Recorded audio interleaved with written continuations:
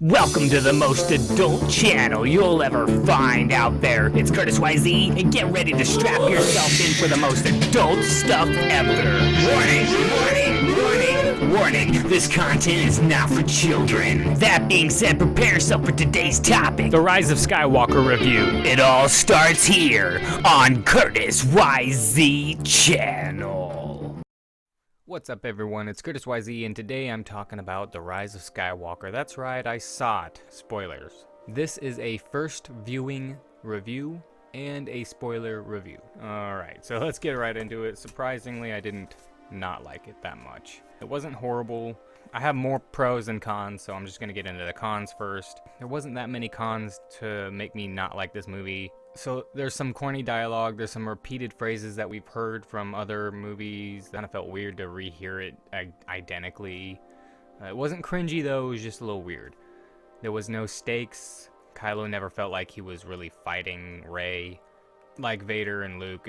So, I mean, it's not like it's horrible, but, you know, that's what it was. And to somebody that wasn't paying attention, that might have the stakes, but to me it looked like he was just kind of going easy on her, I guess. I don't know. It also makes sense because he's like conflicted, so it was okay, but there was just no tension. There was no stakes really when it came to the fighting with Rey and Kylo to me. There's no Mara Jade and no Luke Skywalker offspring.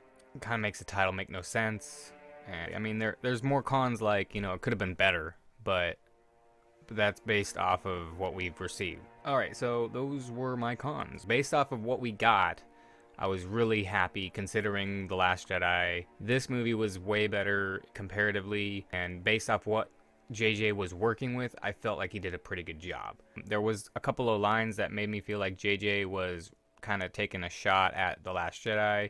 There was a quote from Luke's Force Ghost saying, "A Jedi's weapon isn't so easily discarded." And Finn said that the Holdo maneuver is a 1 in a million. So kind of canonizing the fact that, you know, what happened there was very rare. It doesn't ruin the canon. So, I mean, I like what he's doing. Fighting was pretty good, but there was no stakes. All in all, there was a lot of fighting, and it was pretty good.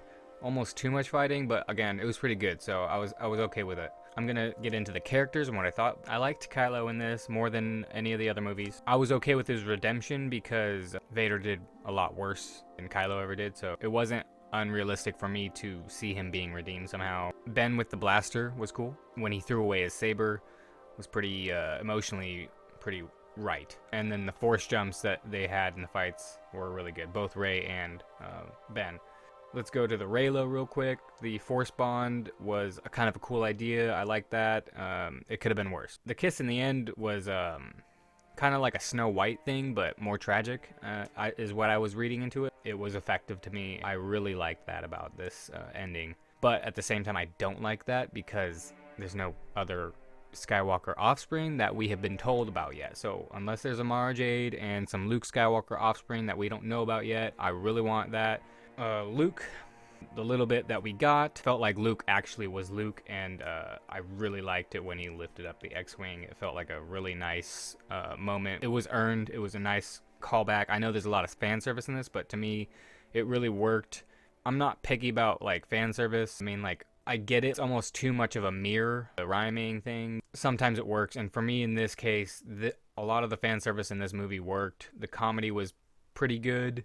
That's kind of a con too, because I don't really want that exactly. There should be a little bit, but not like a lot. And there was a little bit more than what I think there should have been, but it was all pretty good comedy, so I'm okay with it. Chewie, he had probably one of the most emotional scenes when he broke down, and that was really hard hitting. Moving on to Rey, I liked Rey when she went to Luke's farm. I actually liked Rey in this. I liked her in The Force Awakens. I just didn't like her in Last Jedi because she wasn't really given that much screen time. In this, I did like her, and I thought the training montage was pretty good. The lightsaber force teleport was pretty cool. The force jumping that she had fighting Ben was good. And it was nice to see Rey using her powers under her own control. It felt a lot more earned this time around, and it felt more realistic to it. It just felt more right. Finn, I like that he had a lot of force connection. He had more than he was given in, like, The Last Jedi and The Force Awakens for that matter. It was a little bit Leia-ish, how he's like kind of just telekinetic about things, but it was still nice to see. I don't know if we'll ever see these characters again, but I ended up in the end liking all these characters for the most part. It kind of came full circle. Like, I liked them in The Force Awakens, and then by the end of this movie, they gave that group hug, and it felt pretty good. I really actually enjoyed that moment. Moving on to Palpatine. Visually, I was okay with it. I thought it was pretty cool. It was pretty creative what he did with it. I like that he was like on this giant like claw almost. It was an interesting take on the development of his character, how he might have continued to somehow live. Not really explained, but you know, I thought it was decently done. A little fan servicey. That was the most fan servicey. That was the thing that really should have left out, because it does take away from Vader's redemption. They should have had it just be an incarnation of the Sith's, just a spirit that took on all voices. Instead, they kind of made it feel like it was Palpatine, and that he was like the leader of all the rest of the Sith that was before him, and it should have just been a spirit of all the Sith to me. I don't know, she is a Palpatine, I guess, so it's kind of interesting, and it is definitely a fan theory I remember hearing about, and I guess he took a fan theory, and so in that respect, I do respect what he did, because he was giving a little bit back to the fans. I'm not sure if it was a part of the plan the whole time, but it felt like it was part of the fan theory. In that respect, it seemed like he was giving respect to the fans. It doesn't take too much from Vader, but it still does, and but you know, it is what it is. I guess Vader's no longer the chosen one. I don't know. That's my biggest gripe with the movie. The giant force lightning that Palpatine had conducted on all the ships was pretty cool. I thought it was pretty epic. It didn't seem beyond the belief of something that he would be able to do. J.J. Abrams, I think visually he made a great movie. The music was great. Emotionally, it was pretty good. The camera shots were pretty good. I like all these things from him. There wasn't too much flair, but there was a lot of flashing lights, and that was a little ridiculous. They should have just toned it down a little bit. Besides that, it was pretty visually stunning. Those are all the notes that I took. There was quite a few times I was actually tearing up quite a bit, because it felt like Star Wars. It felt like the spirit of Star Wars. J.J. Abrams, I feel like, truly does love the movies, and I feel like he really did incorporate the spirit of Star Wars.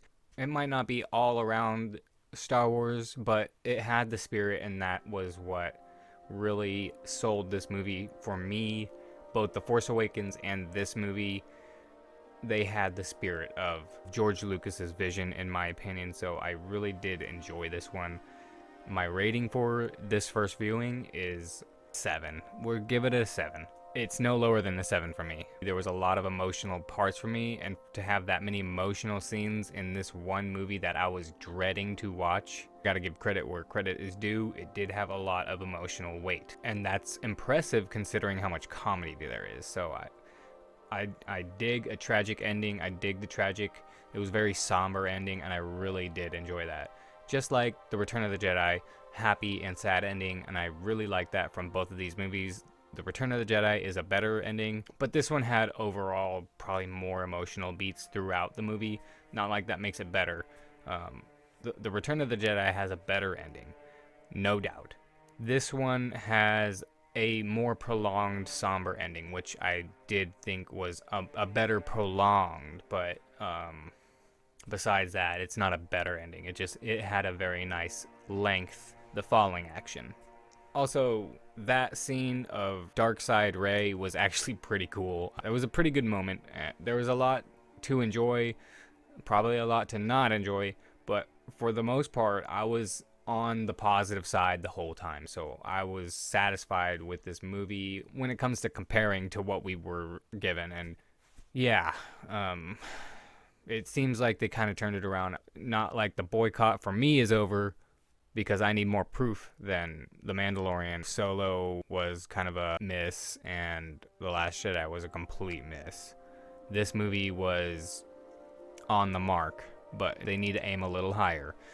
That's my gripe. You know, it could have been way better. This whole trilogy could have been way better, no doubt about it. Unlike The Mandalorian, where every episode is pretty much a 9 out of 10 for me, this trilogy ranks 7 out of 10 for The Force Awakens, 2 out of 10 for The Last Jedi, and then 7 out of 10 for The Rise of Skywalker. That's how I rank this trilogy. That's a 16 out of 30 score.